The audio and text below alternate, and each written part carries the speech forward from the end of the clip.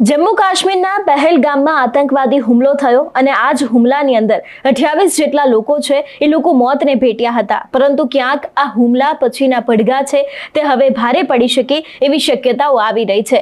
હવામાન નિષ્ણાંત અંબાલાલ પટેલ દ્વારા પણ આગાહી કરવામાં આવી છે કે ક્યાંક આની સીધી જ અસર આર્થિક, સામાજિક અને રાજકીય રીતે પણ પડી શકે છે। શું છે સમગ્ર વિષય જોઈશું આજના આ વિડીયોમાં। નમસ્કાર, હું હંસિની અને તમે જોઈ રહ્યા છો નિર્ભય ન્યૂઝ। અત્યારે હાલ પહેલગામ હુમલાને લઈને ભારત સરકાર દ્વારા અનેક એવા નિર્ણય કરવામાં આવ્યા છે, પરંતુ ક્યાંક હવે આની સીધી જ અસર છે તે હવે આર્થિક, સામાજિક અને રાજકીય રીતે પણ પડી શકે છે। અંબાલાલ પટેલ દ્વારા આગાહી કરવામાં આવી છે કે 29 માર્ચથી જે ગ્રહોની અસર છે તેને શરૂ કરી દેવામાં આવી છે અને 19 મે 2025 સુધી સાચવીને ચાલવું પડશે અને જન સમુદાયને પણ નુકસાન થાય તેવા ગ્રહો છે। એટલું જ નહીં, તેમના દ્વારા એવું પણ ક્યાંક કહેવામાં આવ્યું છે કે કેન્દ્ર સરકારે અને રાજ્ય સરકારે પણ ધ્યાન રાખવાની ખૂબ જરૂર છે। સૌથી પહેલા તો આ વિષયને લઈને અંબાલાલ પટેલ શું કહી રહ્યા છે તે સાંભળીએ। ગ્રહોના આધારે જોતા હજુ પણ સમય અનિશ્ચિતકારક છે। લગભગ આર્થિક ક્ષેત્રે, રાજનૈતિક ક્ષેત્રે તેમજ જન સમુદાય ક્ષેત્રે અનિશ્ચિતકારક ગ્રહો તો છે જ। એટલે હજુ તારીખ 19/5/2024 પહેલાં જે ક્રૂર ગ્રહનો ભરલો છે, આસુરી સંપત્તિનો ઉદય થઈ રહ્યો છે।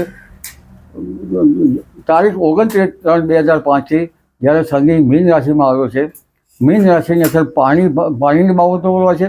મીન રાશિની અસર પાણીપત, કુરુક્ષેત્ર, હરિયાણા એ ભાગો ભાગો પર પડતી હોય છે। આ પર નવી દિલ્હી સુધીના ભાગો પર પડતી હોય છે, પણ ભિન્ન ભિન્ન ભાગોમાં ભિન્ન ભિન્ન અસરો થતી હોય છે।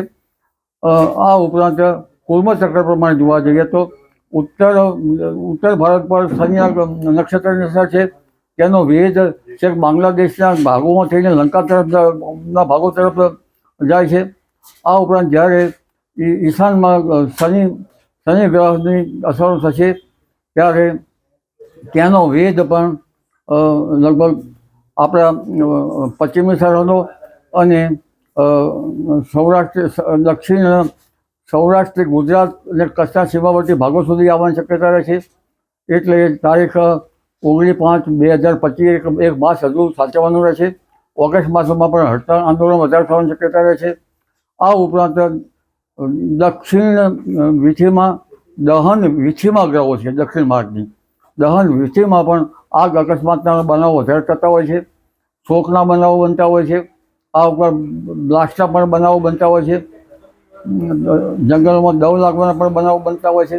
એટલે આગામી સમય અનિશ્ચિતકારક તો ગ્રહોના આધારે છે જ, જે સાચવવું રહ્યું।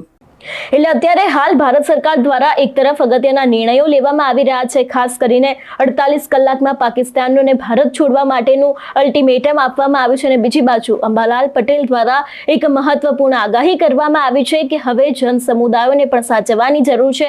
એટલું જ નહીં, ક્યાંક ને ક્યાંક કેન્દ્ર સરકારને પણ હવે ધ્યાન રાખવું પડે તેવી પણ આગાહી તેમના દ્વારા કરવામાં આવી છે। એટલે જે પ્રમાણે અત્યારે હાલ પહેલગામ હુમલાને લઈને જે આ વાતો સામે આવી છે એની સીધી જ અસર ક્યાંક આર્થિક, સામાજિક અને રાજકીય રીતે પણ પડી શકે છે અને તેના પડઘા પણ વધારે પડી શકે છે તેવી પણ ક્યાંક શક્યતાઓ છે તે અંબાલાલ પટેલ દ્વારા વ્યક્ત કરવામાં આવે છે। તમારું શું માનવું છે આ વિષયને લઈને અમને કમેન્ટ કરીને ચોક્કસથી જણાવજો। તેની સાથે જ અમારી ચેનલ નિર્ભય ન્યૂઝને લાઈક, શેર અને સબસ્ક્રાઇબ કરવાનું ભૂલશો નહીં। નમસ્કાર।